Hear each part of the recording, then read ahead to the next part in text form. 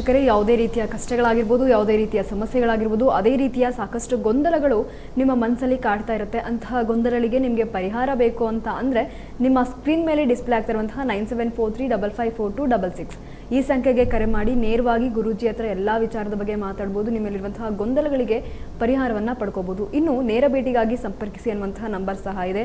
ಕಾಲ್ ಸಿಗ್ತಿಲ್ಲ, call connect ಆಗ್ತಾ ಇಲ್ಲ ಅನ್ನುವಂಥವರು ನೇರ ಭೇಟಿ ಸಂಪರ್ಕಿಸಿ ಅನ್ನುವಂತಹ ನಂಬರ್ಗೆ ನೀವು ಕರೆ ಮಾಡ್ಬೋದು. ಆ ನಂಬರ್ಗೆ ನೀವು ಕರೆ ಮಾಡಿದ್ರೆ ಗುರೂಜಿ ಅವರು ನೇರವಾಗಿ ನಿಮ್ಮೆಲ್ಲ ಸಮಸ್ಯೆಗಳಿಗೆ ಪರಿಹಾರವನ್ನು ಕೊಡ್ತಾ ಹೋಗ್ತಾರೆ.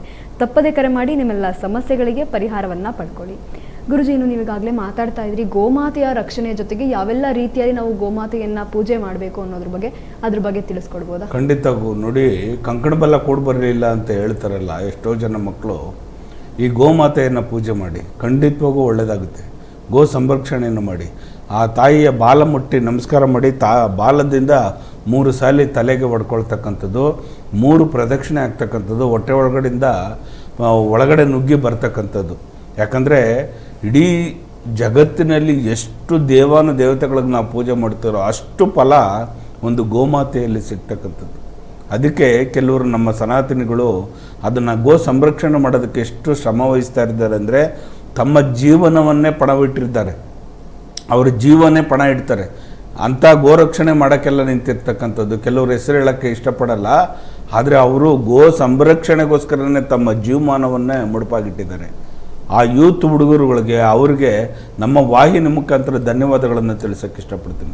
ಯಾಕಂದರೆ ಗೋಮಾತೆಯನ್ನು ನಾವು ಯಾವತ್ತು ಸಂರಕ್ಷಣೆ ಮಾಡ್ತೀವಿ, ಯಾವತ್ತು ನಾವು ಆ ಗೋಮಾತೆಯನ್ನು ನಾವು ಪೂಜಿಸ್ತೀವಿ, ಖಂಡಿತವಾಗಿ ಒಳ್ಳೆಯದಾಗುತ್ತೆ. ಪ್ರಕೃತಿಯನ್ನು ಪೂಜಿಸೋಣ. ನೋಡಿ, ಆ ಟಿ ವಿ ಸ್ಕ್ರೀನ್ ಮೇಲೆ ಬರ್ತಾ ಇರ್ತಕ್ಕಂಥದ್ದು ವಟವೃಕ್ಷದಲ್ಲಿ ಅಯೋಧ್ಯೆಯಲ್ಲಿ ಇರ್ತಕ್ಕಂಥ ಒಂದು ಶ್ರೀರಾಮನ ಮಂದಿರ ಪಕ್ಕದಲ್ಲಿ ಭರತ್ ಕುಂಡ ಅಂತಿದೆ. ಆ ಭರತ್ ಕುಂಡದಲ್ಲಿ ಉದ್ಭವ ಆಗಿರ್ತಕ್ಕಂಥದ್ದು ಮಾರುತಿ. ನೋಡಿ, ಪ್ರಕೃತಿ ನಮಗಾಗಿ ಕೊಟ್ಟಿರ್ತಕ್ಕಂಥದ್ದು ಪ್ರತಿಯೊಂದು ಕೂಡ ಆ ಪ್ರಕೃತಿ ನಮಗೆ ಕೊಟ್ಟಿರ್ತದ್ದು. ನೋಡಿ, ಆ ವಟವೃಕ್ಷದಲ್ಲಿ ಆಂಜನೇಯ ಎಷ್ಟು ಚೆನ್ನಾಗಿ ಮೂಡಿರ್ತಕ್ಕಂಥದ್ದು. 2 ಕಣ್ಣು, ಮುಂದುಗಡೆಗೆ 2 ಕಾಲು, ಬೆನ್ನು ಭಾಗ, ಆ ಬಾಲ ಕೂಡ ನೋಡಿ ಬಂದಿದೆ. ಆ ಕಾಲತ್ರ ಬಾಲನೂ ಕೂಡ. ಯಾಕಂದರೆ ಎಷ್ಟು ಪ್ರಕೃತಿ ನಮಗೆ ಮಾನವ ಕುಲಕ್ಕೆ ಎಷ್ಟು ಒಳ್ಳೆಯದನ್ನು ಮಾಡಿದೆ ಅನ್ನೋದನ್ನು ಉದಾಹರಣೆಗೆ ನೋಡ್ಕೊಳ್ಳಿ. ನಮ್ಮ ವಾಹಿನಿ ಮುಖಾಂತರ ನಿಮಗೆಲ್ಲರಿಗೂ ಪರಿಚಯ ಮಾಡಿಸ್ತಾ ಇದ್ದೀನಿ. ಆ ಭರತ ಕುಂಡದಲ್ಲಿ ಇದು ವಟವೃಕ್ಷದಲ್ಲಿ ಉದ್ಭವ ಆಗಿರ್ತಕ್ಕಂಥದ್ದು ಆಂಜನೇಯ. ಯಾಕಂದರೆ ಆ ಪಾದರಕ್ಷೆ ರಾಮನ ಪಾದರಕ್ಷೆಯನ್ನು ಸಂರಕ್ಷಣೆ ಮಾಡೋದಕ್ಕೋಸ್ಕರನೇ ಪ್ರಕೃತಿಯ ರೂಪದಲ್ಲಿ ಆಂಜನೇಯ ನೋಡಿ ಆಲದ ಮರದಲ್ಲಿ ಕಾಣಿಸ್ಕೊಳ್ತಾ ಇರ್ತಕ್ಕಂಥದ್ದು. ಹಾಗಾಗಿ ಪ್ರಕೃತಿಯನ್ನು ಪೂಜಿಸೋಣ, ಪ್ರಕೃತಿಯನ್ನು ಬೆಳೆಸೋಣ, ಗಿಡ ಮರಗಳ ಸಂರಕ್ಷಣೆ ಮಾಡೋಣ. ಮುಂದಿನ ದಿನಮಾನಗಳಲ್ಲಿ ನಮಗೆ ವಾತಾವರಣ ಕಲುಷಿತ ಆಗ್ತಕ್ಕಂಥದ್ದು. ಹಾಗಾಗಿ ದಯವಿಟ್ಟು ನಾನು ನಿಮಗೆಲ್ಲ ಪ್ರಾರ್ಥನೆ ಮಾಡ್ಕೊಂಡು ಕೇಳ್ಕೊಳ್ತೇನೆ, ಗಿಡ ಮರಗಳನ್ನು ಬೆಳೆಸಿ, ವನವೃಕ್ಷಗಳನ್ನು ಅದನ್ನು ಕಾಪಾಡಿ, ಪರಿಸರವನ್ನು ಕಾಪಾಡ್ಕೊಳ್ಳಿ.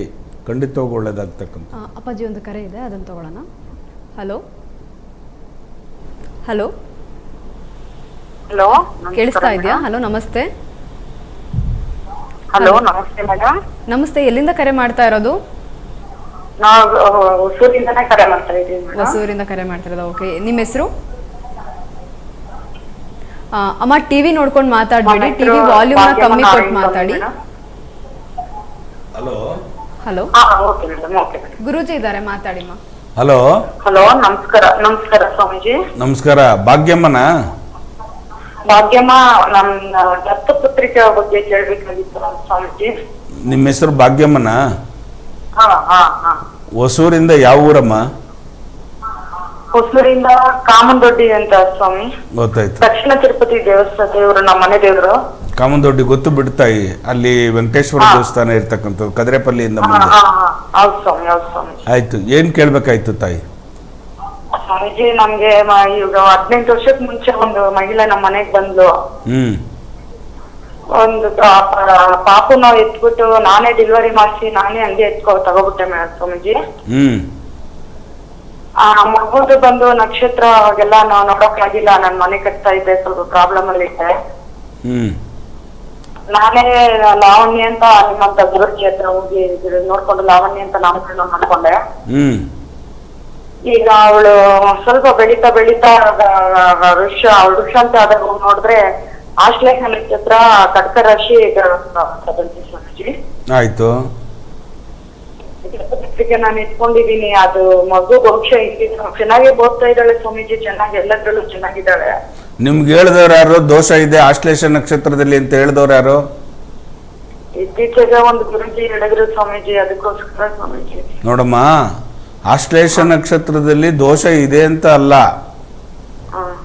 ಕೆಲವೊಂದು ರಾಶಿ ನಕ್ಷತ್ರದಲ್ಲಿ ದೋಷಗಳಿರ್ತಕ್ಕಂಥದ್ದು. ಯಾವ್ದ್ಯಾವ್ದು ಅಂತಂದ್ರೆ ಮೂಲಾ ನಕ್ಷತ್ರ, ಆಶ್ಲೇಷ ನಕ್ಷತ್ರ, ಧನಿಷ್ಠ ನಕ್ಷತ್ರ, ಶತಬೀಜ ನಕ್ಷತ್ರ, ಈ ಕೆಲವೊಂದು ರಾಶಿ ನಕ್ಷತ್ರಗಳಲ್ಲಿ ಸ್ವಲ್ಪ ಮಟ್ಟಿಗೆ ಅಂದ್ರೆ ಏನು ವ್ಯತಿರಿಕ್ತವಾಗಿರತಕ್ಕಂಥದ್ದಲ್ಲ.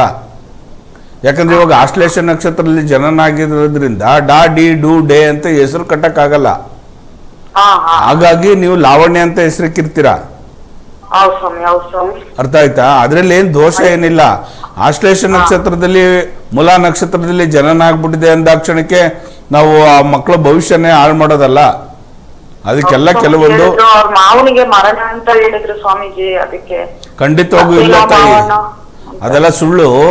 ಅವ್ರು ಯಾರೋ ಗೊತ್ತಿಲ್ಲದೆ ಇರ್ತಕ್ಕಂಥವ್ರು ಪಂಡಿತರು, ಸ್ವಾಮೀಜಿಗಳು ಆ ರೀತಿ ಹೇಳಿರ್ತಕ್ಕಂಥದ್ದು ಸುಳ್ಳು. ಆದ್ರೆ ಆಶ್ಲೇಷ ನಕ್ಷತ್ರದಲ್ಲಿ ಇರ್ತಕ್ಕಂಥದ್ದಕ್ಕೆ ನೀವು ಎಲ್ಲಾದ್ರೂ ಸ್ಕಂದನಾಲಯ ಅಂದ್ರೆ ಸುಬ್ರಹ್ಮಣ್ಯನ ಕ್ಷೇತ್ರಕ್ಕೆ ಹೋಗಿ ಅಲ್ಲಿ ಹೋಗಿ ಒಂದು ವಿಶೇಷವಾಗಿ ಒಂದು ಪೂಜೆಯನ್ನ ಮಾಡಿ, ಅಲ್ಲಿ ಒಂದು ಅನುಷ್ಠಾನಗಳನ್ನ ಮಾಡಿ, ಆ ತಾಯಿಗೆ ಅಲ್ಲಿ ಕೊಳದಲ್ಲಿ ಸ್ನಾನ ಮಾಡಿಸಿ ಆ ಹೆಣ್ಮಗಳಿಗೆ ಖಂಡಿತ ಚೆನ್ನಾಗುತ್ತೆ. ಒಳ್ಳೆ ಸುಪುತ್ರರ ಸಂತಾನ ಆಗುತ್ತೆ, ಒಳ್ಳೆ ಹುಡುಗ ಸಿಗ್ತಾನೆ ಆ ಹುಡುಗಿಗೆ, ತುಂಬಾ ಚೆನ್ನಾಗಿರ್ತಾಳೆ. ಅವಳು ಯಾವ ಮನೆ ಒಳಗಡೆ ಇರ್ತಾಳ ಆ ಮನೆ ಅಭಿವೃದ್ಧಿ ಆಗಿರ್ತಾ ಇರುತ್ತೆ. ಆಶ್ಲೇಷ ನಕ್ಷತ್ರ ತೊಂದ್ರೆ ಇದೆಯಾ ಸ್ವಾಮೀಜಿ? ಚೆನ್ನಾಗಿ ಓದಿಸ್ತಾ ಇದೀನಿ ಸ್ವಾಮೀಜಿ ಅವ್ರಿಗಿನ. ಅಮ್ಮ ಖಂಡಿತವಾಗೂ ಏನು ತೊಂದ್ರೆ ಇಲ್ಲ, ಗೊತ್ತಿಲ್ಲ ರಹಸ್ಯ, ದೇವರ ನಿಮ್ಗೆ ಹೇಳ್ತಾ ಇರೋದು ನಾನು. ಖಂಡಿತವಾಗೂ ನೋಡಮ್ಮ, ಕೇಳಿಸ್ಕೊ, ಆ ಮಗುಗೆ ಯಾವುದೇ ರೀತಿಯದ್ದು ದೋಷ ಇರಲ್ಲ, ಯಾವುದೇ ರೀತಿಯದ್ದು ಒಂದು ಏನು ತೊಂದರೆ ಇರಲ್ಲ, ಚೆನ್ನಾಗಿರ್ತಾಳೆ. ಸುಬ್ರಹ್ಮಣ್ಯನ ಆಶೀರ್ವಾದ ಇದೆ ಯಾವಾಗ್ಲೂ. ಅವಳಿಗೆ ಯೋಚನೆ ಮಾಡೋದು ಬೇಡ. ಮನಸ್ಕಾರಕ ಚಂದ್ರ, ಒಳ್ಳೆ ಸುಪುತ್ರಿಯಾಗಿರ್ತಾಳೆ, ಒಳ್ಳೆ ಸುರುದ್ರೂಪಿಯಾಗಿರ್ತಾಳೆ, ಚೆನ್ನಾಗಿರ್ತಾಳೆ, ಬ್ಯೂಟಿಯಾಗಿ. ಅಣ್ಣ ತಂಗಿ ಹೆಂಗಿರ್ತಾರೆ ಸ್ವಾಮೀಜಿ? ಒಬ್ನೇ ಮಗ, ಅವಳು ಒಬ್ಳೆ, ಅವನಿಗೆ ನೆರವಾಗಿದ್ರೆ ಸಾಕು ಸ್ವಾಮೀಜಿ ನಿಮ್ಮ ಆಶೀರ್ವಾದದಿಂದ. ಖಂಡಿತವಾಗೂನು ಇವಾಗ ಸ್ವಲ್ಪ ಹಂಗ್ ಮನಸ್ತಾಪಗಳು ಕಿತ್ತಾಡ್ತಾರೆ, ಮದ್ವೆ ಆದ ನಂತರ ಒಬ್ರಿಗೊಬ್ರು ಬಿಟ್ಟಿರಲ್ಲ, ಅಷ್ಟು ಚೆನ್ನಾಗಿರ್ತಾರೆ. ಸಂತೋಷ ಸ್ವಾಮೀಜಿ, ನಿಮ್ ಪಾದಗಳನ್ನು ಒಳ್ಳೇದಾಗ್ಲಿ. ಕರೆ ಮಾಡಿದ್ದಕ್ಕೆ ಒಳ್ಳೇದಾಗ್ಲಿ. ಅಮ್ಮ, ಕರೆ ಮಾಡಿದ್ದಕ್ಕಾಗಿ ಧನ್ಯವಾದ. ವೀಕ್ಷಕರೇ, ಯಾವುದೇ ರೀತಿಯ ಗೊಂದಲ, ಯಾವುದೇ ರೀತಿಯ ಕಷ್ಟಗಳು, ಯಾವುದೇ ರೀತಿಯ ಸಮಸ್ಯೆಗಳು ಇದ್ರೂ ಸಹ ಖಂಡಿತವಾಗೂ ನಿಮ್ಮ ಸ್ಕ್ರೀನ್ ಮೇಲೆ ಇರುವಂತಹ ನಂಬರ್ಗೆ ನೀವು ಕರೆ ಮಾಡ್ಬೋದು. ನಿಮಗಿರುವಂತಹ ಗೊಂದಲಗಳು, ನಿಮಗಿರುವಂತಹ ಸಂಕಷ್ಟಗಳಿಗೆ ಗುರೂಜಿ ನಿಮ್ಮೆಲ್ಲ ರೀತಿಯಲ್ಲೂ ಸಹ ಪರಿಹಾರವನ್ನು ಕೊಡ್ತಾ ಹೋಗ್ತಾರೆ. ತಪ್ಪದೆ ಕರೆ ಮಾಡಿ ನಿಮ್ಮೆಲ್ಲ ಸಮಸ್ಯೆಗಳಿಗೆ ಪರಿಹಾರ ಪಡ್ಕೊಳ್ಳಿ. ಗುರೂಜಿ, ಈಗಾಗಲೇ ನೀವು ತಿಳಿಸ್ಕೊಡ್ತಾ ಇದ್ರಿ, ಅಧಿಕ ಮಾಸದಲ್ಲಿ ಅದು ಅಧಿಕ ಜ್ಯೇಷ್ಠ ಮಾಸ ಆಗಿರೋದ್ರಿಂದ ಕಂಕಣ ಭಾಗ್ಯದ ಬಗ್ಗೆ ತಿಳಿಸ್ಕೊಡ್ತಾ ಇದ್ರಿ. ಕಂಕಣ ಭಾಗ್ಯ ಕೂಡ ಬರಬೇಕು ಅಂದರೆ ಯಾವ ರೀತಿ ಪೂಜೆ ಮಾಡಬೇಕು ಅನ್ನುವಂಥದ್ದನ್ನ ತಿಳಿಸ್ಕೊಡ್ತಾ ಇದ್ರಿ. ಇದರ ಬಗ್ಗೆ ತಿಳಿಸ್ಕೊಡಿ. ಖಂಡಿತವಾಗೂ ಈ ಅಧಿಕ ಜ್ಯೇಷ್ಠ ಮಾಸದಲ್ಲಿ, ಜ್ಯೇಷ್ಠ ಅಧಿಕ ಮಾಸದಲ್ಲಿ ನಾವು ಮಾಡ್ತಕ್ಕಂಥ ಅನುಷ್ಠಾನ ಇದೆಯಲ್ಲ, ಅದು 100 ಪಟ್ಟು ಫಲವನ್ನು ಕೊಡ್ತಕ್ಕಂಥದ್ದು ಬಂಧುಗಳೇ ನಿಮಗೆ. ಯಾಕಂದರೆ ಅಧಿಕಸ್ಯ ಅಧಿಕ ಫಲಂ ಅಂದರೆ ಈ ಮಾಸದಲ್ಲಿ ಎಷ್ಟು ಫಲ ಸಿಗುತ್ತೆ ಅಂತಂದರೆ, ನೀವು ವರ್ಷವಿಡೀ ಎಲ್ಲ ಪೂಜೆ ಮಾಡಿದ್ರೂ ಕೂಡ ಆ ಫಲ ಸಿಗದೆ ಇರ್ತಕ್ಕಂಥದ್ದು ಈ ಅಧಿಕ ಮಾಸದಲ್ಲಿ ಸಿಗ್ತಕ್ಕಂಥ ಫಲ ನಿಮಗೆ. ಅದಕ್ಕಾಗಿ ನಾವು ಸಾರಿ ಏನು ಹೇಳ್ತಾ ಇದ್ದೀವಿ ಗೊತ್ತಾ, ಈ ಮಾಸದಲ್ಲಿ ತುಂಬ ಅನುಷ್ಠಾನಗಳನ್ನು ಮಾಡಿ ಪುಣ್ಯ ನದಿಗಳಿಗೆ ಹೋಗ್ತಕ್ಕಂಥದ್ದು, ಸಮುದ್ರ ಸ್ನಾನ ಮಾಡ್ತಕ್ಕಂಥದ್ದು.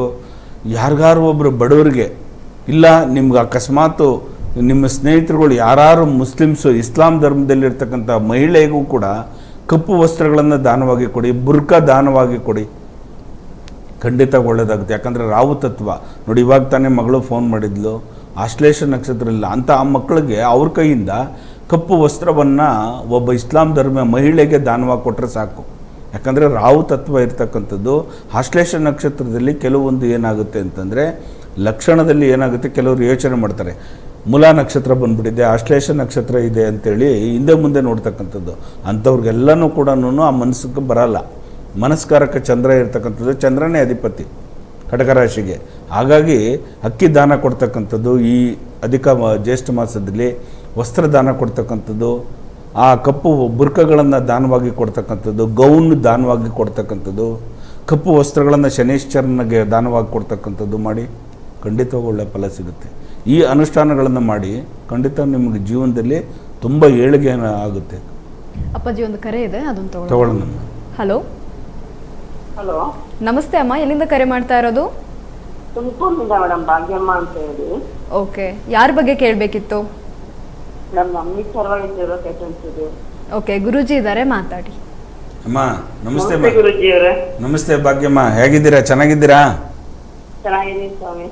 ಚೆನ್ನಾಗಿ ಮಾತಾಡಬೇಕು. ನೀವು ಎಷ್ಟೇ ನೋವಿರಲಿ ನನ್ನ ಜೊತೆಲಿ ಮಾತಾಡ್ಬೇಕಾದ್ರೆ ಖುಷಿಯಾಗಿ ಮಾತಾಡಿ. ಆಯ್ತು ಸ್ವಾಮಿ, ಚೆನ್ನಾಗಿದ್ದೀನಿ, ಖುಷಿಯಾಗಿದ್ದೀನಿ. ಎಸ್ ಅದು ಬರಬೇಕು, ನಿಮಗೆ ಧೈರ್ಯ ಅದು ಬರಬೇಕು. ಹೇಳಿ, ಏನು ಕೇಳಬೇಕಾಯ್ತು? ಏನಿಲ್ಲ ಸ್ವಾಮಿ, ನಮ್ದು ಒಂದ್ ಸ್ವಲ್ಪ ಪಿತ್ರಾಜಿತ ಆಸ್ತಿ ಇರುತ್ತೆ. ನಾವು ನಾಯಕ ಸಮುದಾಯಕ್ಕೆ ಬರ್ತೀವಿ. ಹಾಂ, ಹಂಗಾಗಿ ನಮ್ಮ ಮುತ್ತಜ್ಜಿದ ಜಮೀನ ಸ್ವಲ್ಪ ನಾನು ಕೇಸ್ ಇದ್ ಮಾಡ್ತಾ ಇದೀನಿ. ಇದರಿಂದ ತುಂಬಾನೇ ತೊಂದರೆ ಆಗ್ತದೆ ನನಗೆ. ಪೊಲೀಸ್ FIR ಮಾಡೋದಾಗ್ಲಿ, ಪ್ರತಿಯೊಂದು ವಿಚಾರ ಆಗಿ ನಂಗೆ ದೊಡ್ಡವರ ಇನ್ವಾಲ್ವ್ ತುಂಬಾನೇ ನೋವು ಕೊಡ್ತಾ ಇದ್ದಾರೆ ಸ್ವಾಮೀಜಿ. ಖಂಡಿತ ಬೇಜಾರ ಅನ್ಸುತ್ತೆ, ಅಷ್ಟರವರೆಗೂ ನೋವು ಕೊಟ್ಬಿಡಿದಾರೆ ನನಗೆ. ಯಾರು ತವ್ರ ಮನೆಯಿಂದನಾ? ತವ್ರ ಮನೆಯಿಂದ ಇಲ್ಲ ಸ್ವಾಮಿ, ಬೇರೆಯವರು ಕೇಸ್ ಹಾಕಿದಿರಲ್ಲ ಆಪೋಸಿಟ್ನವರು, ಅವರು ತುಂಬಾ ನೋವು ಕೊಡ್ತಾರೆ. ತವ್ರ ಮನೆಯಿಂದ ನಂಗೆ ಯಾವ್ದು ಇಲ್ಲ. ಅವ್ರು ನಮ್ಮ ತಂದೆ, ನಾನೇ ಮಗಳು, 5 ಜನ ಮಕ್ಳಿದೀವಿ. 3 ಜನ ಹೆಣ್ಮಕ್ಳು, 2 ಗಂಡ್ ಮಕ್ಳು. 2 ಗಂಡ್ ಮಕ್ಳು ತೀರೋಗಿದ್ದಾರೆ. ನಾವು 3 ಜನ ಹೆಣ್ಮಕ್ಳು, ನಾನೇ ದೊಡ್ಡ ಮಗಳು, ಹಿರಿ ಮಗಳು. ನಮ್ಮ ತಂದೆನ ನಾನೇ ನೋಡ್ಕೊತಾ ಇದೀನಿ. ಇದರಿಂದಾಗಿ ಮನೆ ತುಂಬಾನೇ ನೆಮ್ಮದಿ ಇಲ್ದಂಗ ಆಗಿದೆ. ಒಂದ್ ಕಡೆ ಎಲ್ಲಾ ಕಡೆಗೂ ಒಂಥರ ಪೊಲೀಸ್ ವಿಚಾರವಾಗಿ ಸುಮ್ಮನೆ ಸಿವಿಲ್ ಮ್ಯಾಟ್ರ್ ಬರಂಗಿಲ್ಲ. ಅವರು ಕೂಡ ಎಂಟ್ರಿ ಆಗಿ ನಂಗೆ ತುಂಬಾನೇ ನೋವು ಕೊಡೋದು, ಜನಗಳಿಂದ ಕಿರಿಕಿರಿ ಎದುರಿಸೋದು, ಇದೆಲ್ಲ ತುಂಬಾ ಸಮಸ್ಯೆ ಆಗ್ತಿದೆ ಸ್ವಾಮೀಜಿ. ನಂಗೆ ಈ ಜಮೀನ್ ವಿಚಾರ ಕೈ ಬಿಟ್ಬಿಡೋಣ ಅಂತಂದ್ರೆ ಈಗ ಮುಂದಕ್ಕೆ ಹೋಗಿದೀನಿ, ಮುಂದೆ ಹೋಗಿ ಹಿಂದೆ ಬರಬಾರ್ದು. ಯಾಕಂದ್ರೆ ನಮ್ದೇ ಆಸ್ತಿ ಇದೆ. ನಾವೆಲ್ಲೂ ವಹಿವಾಟು ಮಾಡಿಲ್ಲ, ಎಲ್ಲೂ ಸೈನ್ ಹಾಕಿಲ್ಲ, ಏನು ಮಾಡಿಲ್ಲ. ನಮ್ಮ ಮುತ್ತಜ್ಜಿದು ನಾನು ಪಡ್ಕೋಬೇಕು ಅಂತ ಓಡಾಟ ಮಾಡ್ತಾ ಇದೀನಿ. ಆದ್ರೆ ಬಹಳ ನೋವು ಪಡ್ತಾ ಇದ್ದಾರೆ ಸ್ವಾಮೀಜಿ, ಜೀವನನೇ ಬೇಜಾರಾಗೋ ತರ. ಓಕೆ, ಖಂಡಿತವಾಗೂ ಒಳ್ಳೇದಾಗ್ಲಿ ಅಮ್ಮ. ನಾನು ನಿಮ್ಗೊಂದು ಅನುಷ್ಠಾನ ಹೇಳ್ತೀನಿ, ಅತಿ ಶೀಘ್ರದಲ್ಲೇ ಫಲ ಸಿಗುತ್ತೆ, ಮಾಡ್ಕೊಳ್ಳಿ. ಆಯ್ತು ಸ್ವಾಮೀಜಿ. ವಾರಾಹಿ ಅಮ್ಮನವರು ಇಲ್ಲ ವರಾಹ, ಈ ವಿಷ್ಣು ಅವತಾರದಲ್ಲಿ ವಾರಾಹ ಅವತಾರ ಇದೆಯಲ್ಲ, ಹಾ ಸ್ವಾಮಿ. ಅಂದರೆ ಹಂದಿ ಅವತಾರದಲ್ಲಿರ್ತಕ್ಕಂಥ ವಿಷ್ಣು, ಇಲ್ಲಾಂದರೆ ವಾರಾಹಿ ಅಮ್ಮನವರು ಆ ಹಂದಿ ಅವತಾರದಲ್ಲಿರ್ತಕ್ಕಂಥದ್ದು ವಾರಾಹಿ ಅಮ್ಮನವರು, ಇಲ್ಲ ವರಾಹ ಸ್ವಾಮಿ. ಹಾ ಸ್ವಾಮಿ. ಈ ದೇವಸ್ಥಾನಗಳಿಗೆ 1/4 kg ಹೆಸರು ಕಾಳು, ಹಾ ಸ್ವಾಮಿ. ಹಸಿರು ಜಾಕೆಟಿನ ಬಟ್ಟೆ ಒಳಗಡೆ ಗಂಟಾಕ್ಬೇಕು. ಹಾ ಸ್ವಾಮಿ. ಅದ್ರ ಜೊತೆಲಿ 1 ಮಾರು ತುಳಸಿ. ಹಾ ಸ್ವಾಮಿ. ಅಲ್ಲಿ ಪ್ರಧಾನ ಅರ್ಚಕರಿಗಾಗಲಿ ಯಾರಿಗಾರಾಗಲಿ ಅಲ್ಲಿರ್ತಕ್ಕಂಥ ದೇವಾಲಯದಲ್ಲಿರ್ತಕ್ಕಂಥವ್ರಿಗೆ ಆ ವಸ್ತ್ರದಾನವನ್ನು ಕೊಡ್ತಕ್ಕಂಥದ್ದು, ಬಿಳಿ ವಸ್ತ್ರ, ಹಾ ಸ್ವಾಮಿ. ಪಂಚೆ ಮತ್ತು ಧೋತಿ, ಇಷ್ಟನ್ನ ನೀವು ಕೊಟ್ಬಿಟ್ಟು ಬನ್ನಿ. ಹಾ ಸ್ವಾಮಿ. ಬರೀ 90 ದಿನದ ಒಳಗಡೆ ನಿಮಗೆ ಫಲ ಸಿಕ್ಕಿಲ್ಲ ಅಂತಂದರೆ ಖಂಡಿತವಾಗಿ ಮತ್ತೆ ಕಾಲ್ ಮಾಡಿ ನೀವು ನಮ್ಮ ವಾಹಿನಿಗೆ. ಇಷ್ಟು ಮಾಡಿ. ಹೆಸರು ಕಾಳು ಭೂಮಿಕಾರಕ, ಅಂದರೆ ಬುಧ. ನವಧಾನ್ಯಗಳಲ್ಲಿ ನಾವು ಯಾಕೆ ಆ ಕಾಳನ್ನೇ ಆ ಧಾನ್ಯಗಳನ್ನೇ ಸೂಚಿಸ್ತೀವಿ ಅಂತಂದರೆ, ನಿಮ್ಮ ಭೂಮಿಲಿರ್ತಕ್ಕಂಥ ನಿವಾರಣೆ ಆಗ್ತಕ್ಕಂಥದ್ದೇ ಆ ಹೆಸರು ಕಾಳು. ಆ ಹೆಸರು ಕಾಳನ್ನು ವರಾಹಿ ಅಮ್ಮನವ್ರಿಗೆ ಇಲ್ಲ ವರಾಹ ಸ್ವಾಮಿಗೆ ದಾನವಾಗಿ ಕೊಟ್ಬಿಟ್ಟು ಬನ್ನಿ. 1/4 kg ಹಸಿರು ಬಟ್ಟೆ ಒಳಗಡೆ ಸುತ್ತಿ ಅದನ್ನು 1/4 kg ಕರೆಕ್ಟಾಗಿ 1/4 kg ದಾನವಾಗಿ ಕೊಡಿ. ಅದ್ಯಾಕೆ ನಿಮ್ಮ ಕೆಲಸ ಆಗಲ್ವ ನೋಡೋಣ.